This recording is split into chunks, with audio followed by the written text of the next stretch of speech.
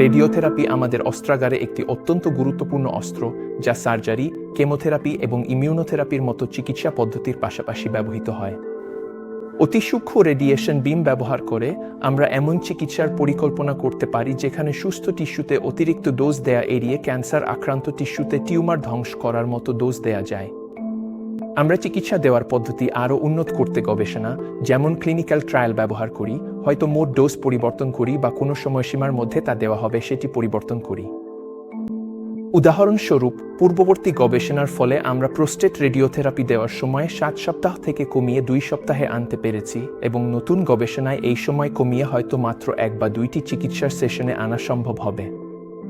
অন্যান্য গবেষণায় হয়তো রেডিওথেরাপি নেওয়া রোগীদের জীবনমান আরও উন্নত কিভাবে করা যায়, অথবা এই চিকিৎসা অন্যান্য পদ্ধতির সঙ্গে একত্রে ব্যবহার করে এর কার্যকারিতা কিভাবে বাড়ানো যায় তা দেখা হচ্ছে। এই গবেষণার উদ্দেশ্যে তথ্য সংগ্রহ করার জন্য রোগীদের কিছু অতিরিক্ত কার্যক্রম সম্পাদন করতে বলা হবে। উদাহরণস্বরূপ, গবেষণার প্রশ্নাবলীর উত্তর পাওয়ার জন্য প্রশ্নের উত্তর কিংবা রক্ত পরীক্ষার ফলাফল সবগুলোই গুরুত্বপূর্ণ তথ্য প্রদান করে। স্বাভাবিকভাবেই এই ধরনের গবেষণার সফলতার জন্য যত বেশি সম্ভব অংশগ্রহণকারীর অংশ নেওয়া খুবই গুরুত্বপূর্ণ। তাই আপনি গবেষণায় অংশগ্রহণ করতে চাইলে অনুগ্রহ করে আপনার স্বাস্থ্যসেবা কর্মীর কাছে জিজ্ঞাসা করুন যে আপনার অবস্থার জন্য কোনো গবেষণা উপলব্ধ আছে কিনা।